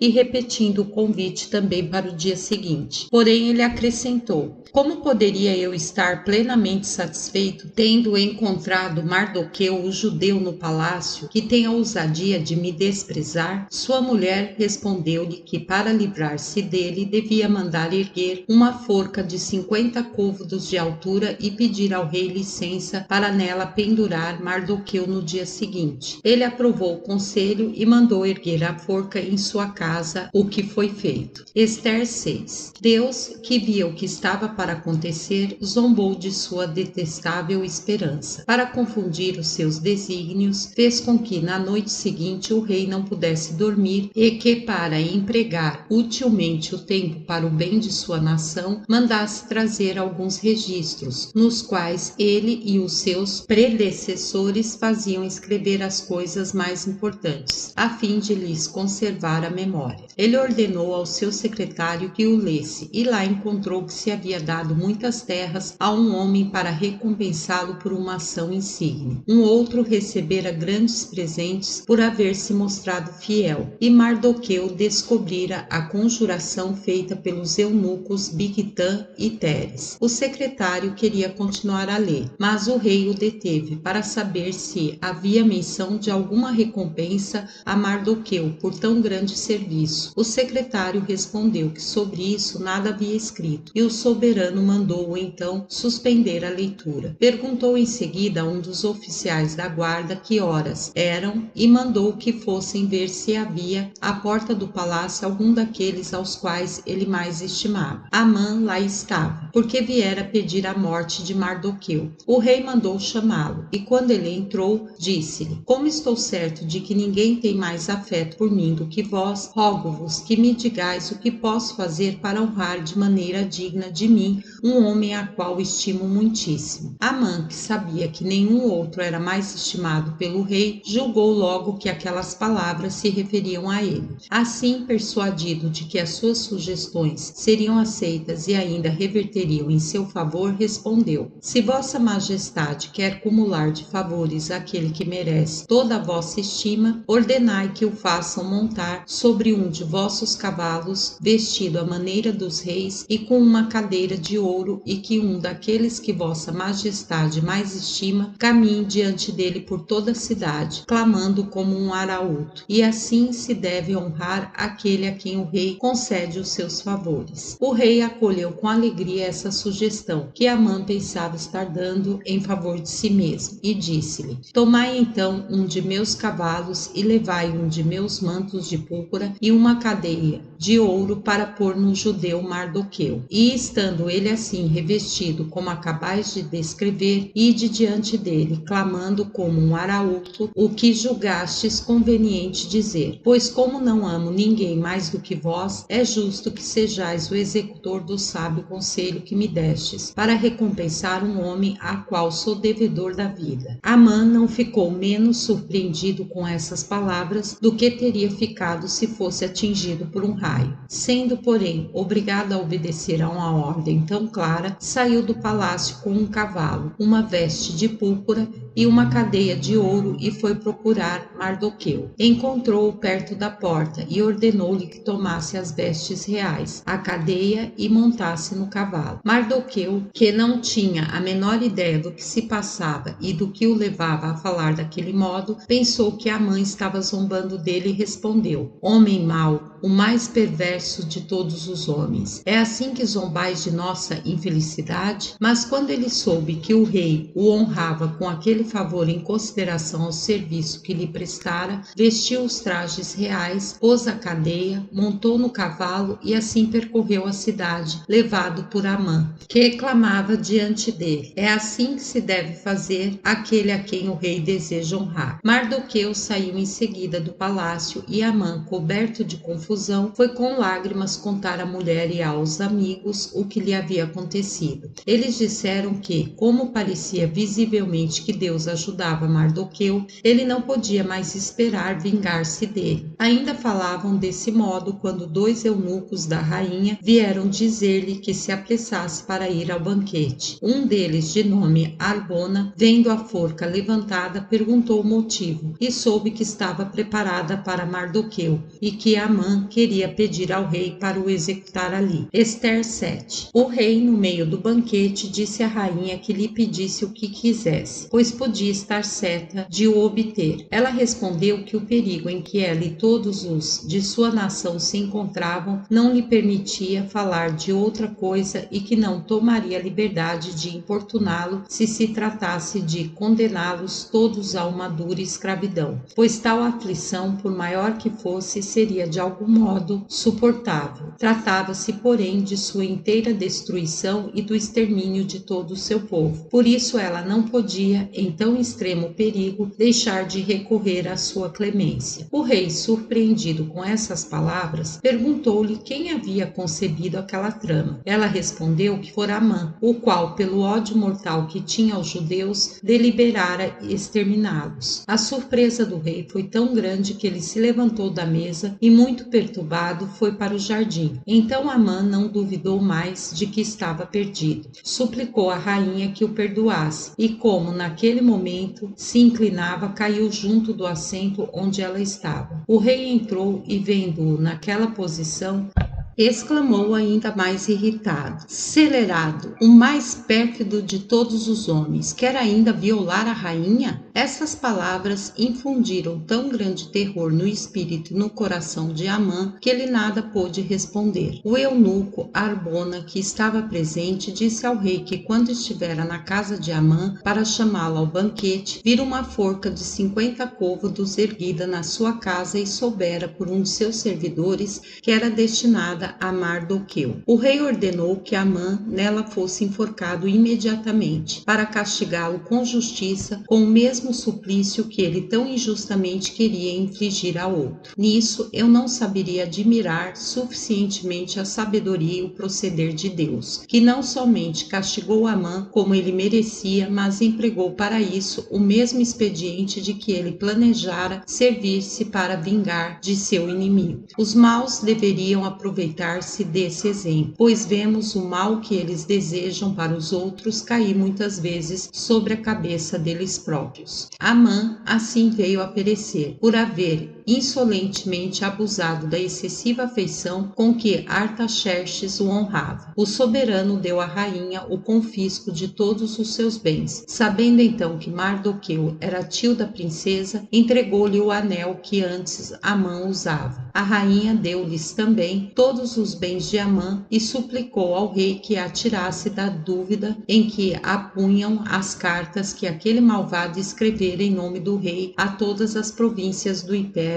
para fazer massacrar todos os judeus no mesmo dia, pois a morte ser-lhe-ia muito mais doce que sobreviver à ruína de seu povo. O soberano não teve dificuldade em lhe conceder o que ela pedia. Prometeu escrever outras cartas como ela o desejasse, selá-las com o seu sinete e enviá-las a todas as províncias, a fim de que ninguém ousasse desobedecer. Mandou depois escrever as cartas e endereçá-las aos governadores e magistrados das 127 províncias do império. As cartas estavam assim exaradas: o grande rei Artaxerxes, a todos os governadores de nossas províncias e a todos os nossos oficiais, saudação. Acontece muitas vezes que aqueles aos quais os reis, por um excesso de bondade, cumulam de benefícios e de honras, deles abusam, não somente desprezando os seus inferiores, mas se elevando com insolência contra os seus próprios benfeitores, como se tivessem deliberado abolir toda espécie de gratidão entre os homens e julgassem poder enganar a Deus e esquivar-se à justiça. Assim, eles, quando o favor de seus príncipes os constituem autoridade no governo de seus estados, em vez de cuidar somente do bem público, não temem surpreendê-los pelo excesso de suas inimizades particulares e nem receiam em oprimir os inocentes com calúnias. E isso não é apenas uma ideia ou simples suposição ou exemplos passados, mas um crime que os nossos próprios olhos testemunharam e que nos obriga a no futuro não prestar fé tão facilmente frente a qualquer acusação, mas cuidar antes de indagar da verdade, a fim de castigar severamente os culpados e proteger os inocentes, julgando de uns e de outros por suas ações, e não pelas palavras. Amã, filho de Amedata, amalequita de nacionalidade, por isso estrangeiro, e não persa, educado por nós com tal honra que o chamávamos nosso pai, razão pela qual havíamos ordenado que todos se prostrassem diante dele, e considerado o primeiro depois de nós, não pôde conservar-se em tanta honra sem guardar moderação em tão grande prosperidade. Sua ambição levou-o a atentar contra o nosso país, chegando mesmo a querer persuadir-nos de mandar matar Mardoqueu, a quem devemos a vida, e a procurar com os seus artifícios fazer a rainha Ester, nossa esposa, correr o mesmo perigo, a fim de que, privando-nos das pessoas mais queridas, afeiçoadas e fiéis, ele pudesse apoderar-se da coroa. Como, porém, reconhecemos que os judeus, cuja ruína ele nos fez decretar, não são culpados, mas ao contrário, observam uma disciplina muito santa e adoram ao Deus que nos pôs o cetro nas mãos, tal como nas de nossos predecessores, e que conserva este império. Não nos contentamos em apenas isentar esse povo do castigo que lhe seria infligido pelas cartas que Amã nos persuadiu a escrever, das quais não deveis fazer nenhuma conta, mas ordenamos que os trateis com muita honra, assim para fazer-lhes justiça e obedecer à vontade de Deus que nos governa e nos manda castigar os crimes. Mandamos enforcar às portas de Suzã esse pérfido homem. Ordenamos que cópias destas cartas sejam levadas a todas as províncias, a fim de que todos sejam informados de nossa vontade e deixem viver em paz os judeus na observância de suas leis, e que eles sejam até mesmo auxiliados na vingança que lhes permitimos tomar dos ultrajes que sofreram durante esse tempo de amargura, escolhendo para esse fim o 13º dia do 12º mês, de nome Adar, em que Deus quer torná-los felizes, o mesmo dia que fora destinado à sua completa ruína. Quanto a nós, desejamos que esse dia traga felicidade a todos os que nos são fiéis, e seja para sempre um sinal do devido castigo aos maus. Todas as nações e cidades saberão também que os que deixarem de obedecer ao determinado nas presentes cartas serão destruídos pelo ferro e pelo fogo. E para que ninguém possa duvidar, queremos que elas sejam publicadas em todas as terras de nosso domínio, a fim de que os judeus se preparem para a vingança contra os seus inimigos no dia que determinamos. Logo que essas cartas foram escritas, enviaram-se mensageiros a levá-las por toda parte, com a maior rapidez possível. Mardoqueu, ao mesmo tempo, saiu do palácio real, vestido majestosamente, com uma coroa de ouro na cabeça e uma cadeia de ouro. Os judeus que estavam em Suzã, vendo o grande prestígio que ele desfrutava, tomavam também parte na sua felicidade. Os judeus das províncias para onde as cartas do rei haviam sido levadas, consideraram-nas em transportes de alegria, uma luz favorável que lhes anunciava a libertação, e os seus inimigos sentiram tanto medo do ressentimento deles que vários se fizeram circuncidar a fim de não perecer. No correios do rei não deixaram de comunicar aos judeus que eles podiam no 13º dia do 12º mês, ao qual chamamos Adar, e os macedônios distro vingar-se impunemente dos inimigos. Assim não havia príncipe, governador, grande ou magistrado que não prestasse honras aos judeus, de tanto que eles temiam Mardoqueu. Quando chegou o dia marcado para a vingança dos judeus, eles mataram em Suzã cerca de 500 homens. O rei disse-o à rainha e perguntou-lhe se ela estava satisfeita, porque nada havia que ele não fizesse para contentá-la. Ela rogou-lhe que prolongasse a vingança até o dia seguinte e mandasse enforcar os 10 filhos de Amã. Ele a satisfez e assim no 14º dia daquele mesmo mês, os judeus mataram ainda em Suzã cerca de 300 homens, sem tocar em coisa alguma de seus bens. O número dos que eles mataram no dia precedente em todas as outras cidades foi de 75.000. empregaram o dia seguinte em regozijar-se com banquetes. E ainda hoje os judeus espalhados por todo o mundo solenizam esse dia e enviam uns aos outros parte do que é servido nas festas e nos banquetes. Mardoqueu escreveu a todos os judeus súditos do rei Artaxerxes que solenizassem aqueles 2 dias e ordenassem aos seus descendentes fazer o mesmo, para que fosse conservada a memória daquele fato, pois era muito justo que, tendo o ódio mortal de Amã feito com que corressem o grande perigo de serem exterminados, eles agradecessem a Deus para sempre, não somente por tê-los salvo do furor de seus inimigos, mas por lhes providenciar um meio de se vingarem deles. Os judeus deram àquele mesmo dia o nome de Purim, isto é, dia de conservação, porque eles haviam sido milagrosamente preservados. O prestígio de Mardoqueu crescia sempre, e o rei o elevou a tal grau de autoridade que ele governava sob dependência do soberano todo o reino e tinha também todo o poder perante a rainha, de modo que a felicidade dos judeus ia muito além do que eles podiam desejar. O que acabo de narrar foi o que aconteceu de mais importante à nossa nação durante o reinado de Artaxerxes.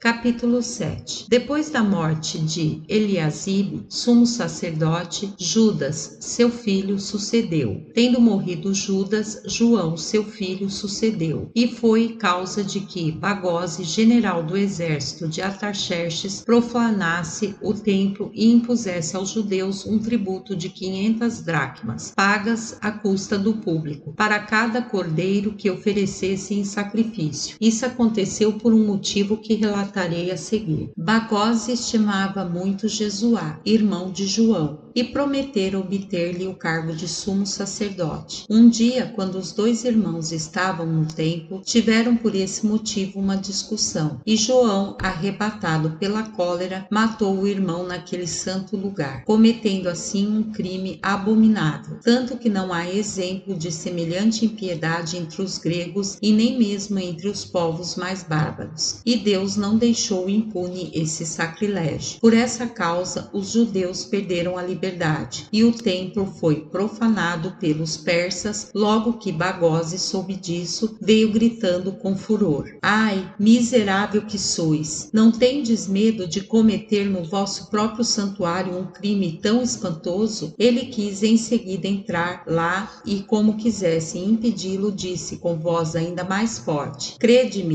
então, mais impuro que esse corpo morto que vejo aí estendido? Dizendo essas palavras, entrou no templo e serviu-se desse pretexto para perseguir os judeus durante 7 anos. Depois da morte de João, Jadó, seu filho, sucedeu no cargo de sumo sacerdote. Ele tinha um irmão de nome Manassés, o qual havia desposado Nicassis, filha de Sanabalete, chuteense e governador de Samaria, criado por Dário, rei dos persas. Sanabalete o escolhera para genro, porque, vendo que Jerusalém era uma cidade célebre e que causara muitas preocupações aos assírios e à Baixa Síria, tentou por esse meio conquistar o afeto dos judeus. Capítulo 8. Nesse mesmo tempo, Filipe, rei da Macedônia, foi morto à traição na cidade de Egeia por Pausânias, filho de Seraste, que era da família dos Orestes. Alexandre o Grande, seu filho, sucedeu, e passando o estreito do Helesponto, entrou na Ásia e venceu, numa grande batalha perto do rio Grânico, os que comandavam o exército de Dario. Conquistou em seguida a Lídia e a Jônia, e atravessando a Cária entrou na Panfilha. No entanto, os mais ilustres de Jerusalém não podiam tolerar que Manassés, irmão de Jado, sumo sacerdote, tivesse desposado uma estrangeira, que isso violava as leis referentes aos casamentos e estabelecia uma mistura profana com nações idólatras. Além disso, fora exatamente essa a causa do cativeiro e de tantos males que haviam sofrido. Assim, eles insistiam em que Manassés ou despedisse a sua mulher ou não servisse mais no altar. Jado, forçado pelas queixas dos outros, fez valer essa proibição.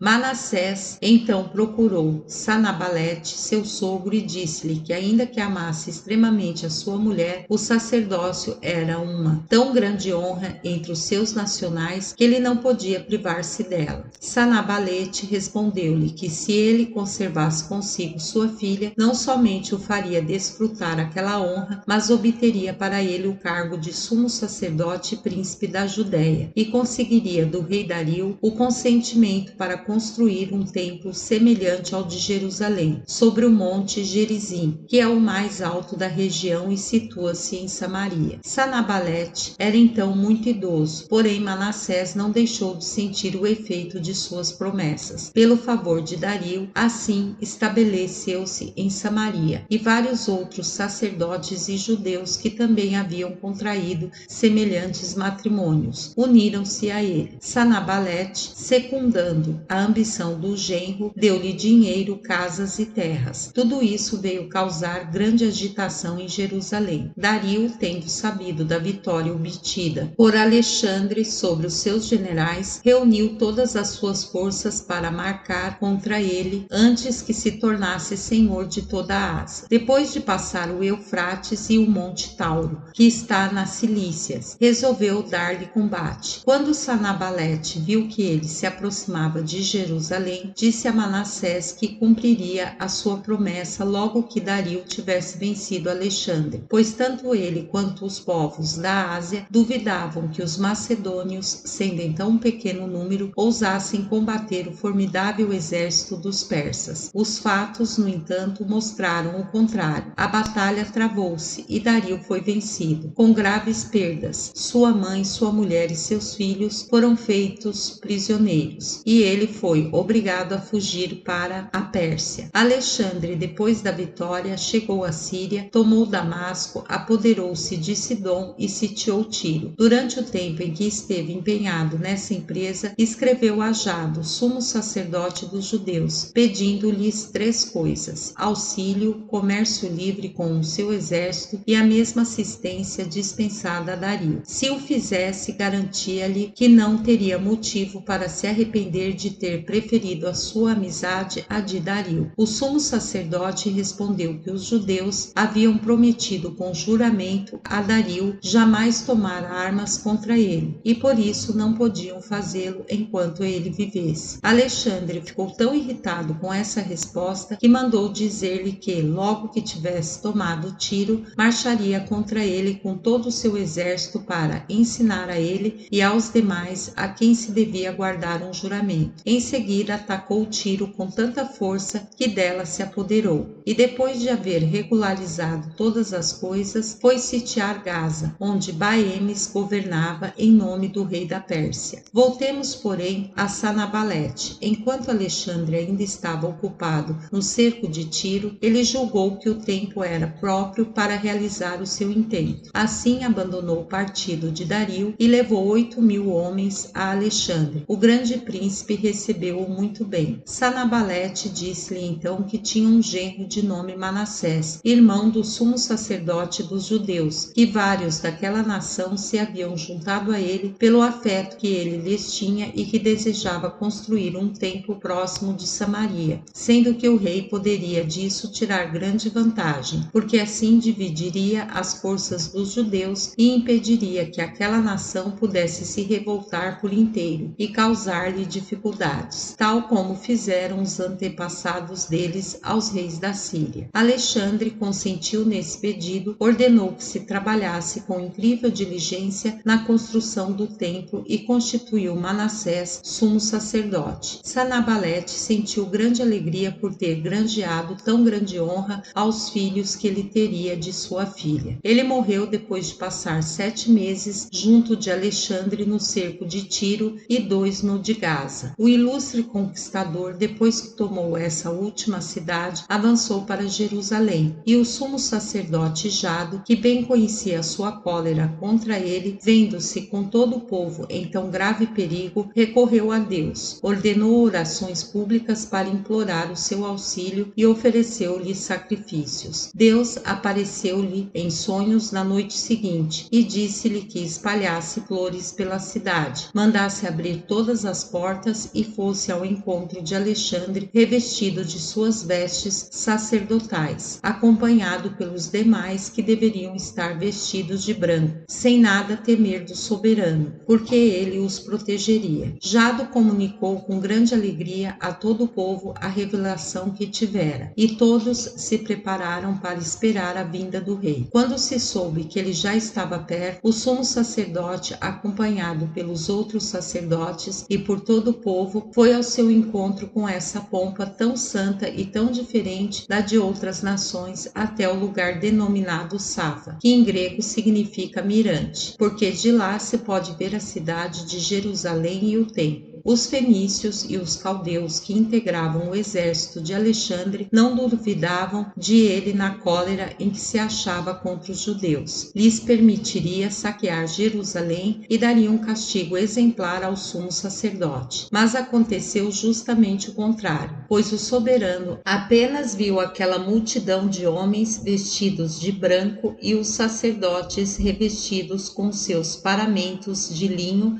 e o sumo sacerdote com seu éfode de cor azul adornado de ouro e com a tiara sobre a cabeça, que continha uma lâmina de ouro sobre a qual estava escrito o nome de Deus. Aproximou-se sozinho dele, adorou aquele augusto nome e saudou o sumo sacerdote, ao qual ninguém ainda havia saudado. Então os judeus reuniram-se em redor de Alexandre e elevaram a voz para desejar-lhe toda sorte de felicidade e de prosperidade. Porém os reis da Síria e os grandes que o acompanhavam ficaram tão espantados que julgaram que ele havia perdido o juízo. Parmênio, que desfrutava grande prestígio, perguntou-lhe como ele, que era adorado em todo o mundo, adorava o sumo sacerdote dos judeus. Respondeu Alexandre: não é a ele, ao sumo sacerdote que adoro, mas ao Deus de quem ele é o ministro. Pois quando eu estava ainda na Macedônia e imaginava como poderia conquistar a Ásia, ele me apareceu em sonhos com essas mesmas vestes e exortou-me a nada temer. Disse-me que passasse corajosamente o estreito do Helesponto e garantiu que Deus estaria à frente de meu exército e me faria conquistar o império dos persas. Eis porque, jamais tendo visto antes alguém revestido de trajes semelhantes a esses com que ele me apareceu em sonho, não posso duvidar de que tenha sido por ordem de Deus que empreendi esta guerra. E assim vencerei Dario, destruirei o império dos persas e todas as coisas suceder-me-ão segundo os meus desejos. Alexandre, depois de assim responder ao Parmênio, abraçou o sumo sacerdote e os outros sacerdotes, caminhou no meio deles até Jerusalém, subiu ao templo e ofereceu sacrifícios a Deus da maneira como o sumo sacerdote lhe disse para fazer. O sumo sacerdote mostrou-lhe em seguida o livro de Daniel, no qual estava escrito que um príncipe grego destruiria o império dos persas e disse-lhe que não duvidava de que era dele que a profecia fazia menção. Alexandre ficou muito contente. No dia seguinte mandou reunir o povo e ordenou que dissessem que favores desejavam receber dele. O sumo sacerdote respondeu que eles suplicavam permissão para viver segundo as suas leis e as de seus antepassados e isenção no 7º ano do tributo que lhe pagariam nos outros anos. Ele concordou, e tendo eles também pedido que os judeus que moravam na Babilônia e na Média desfrutassem os mesmos favores, ele o prometeu com grande bondade e disse que se alguém desejasse servir em seus exércitos, ele permitiria a tal pessoa viver segundo a sua religião e observar todos os seus costumes. Vários então alistaram-se. Esse grande príncipe, depois de agir desse modo em Jerusalém, passou às cidades vizinhas, que lhe abriram as portas. Os samaritanos, cuja capital então era Siquém, situada sobre o monte Gerizim e habitada por judeus desertores de sua nação, vendo que o conquistador tratara com bondade os de Jerusalém, resolveram dizer-lhe que também eram judeus, pois, como disseram há pouco, eles não nos reconhecem por compatriotas quando as coisas coisas vão mal para nós, e então falam a verdade. Mas quando a sorte nos é propícia, eles procuram provar que têm a mesma origem, que são do nosso sangue, como descendentes de José por Manassés e Efraim, seus filhos. Assim, logo que Alexandre saiu de Jerusalém, eles foram acompanhados pelos soldados de Sanabalete, lhes havia mandado. A presença do soberano, com grande aparato e demonstrações de alegria, para pedir-lhe que fosse à sua cidade e honrasse o seu templo com a sua presença. Ele prometeu fazê-lo na volta. Quanto a um pedido para que também lhes perdoasse no 7º ano os tributos, porque eles não semeavam a terra nessa ocasião, ele perguntou de que nação eles eram. Responderam que eram hebreus, mas que os sidônios os chamavam de siquemitas.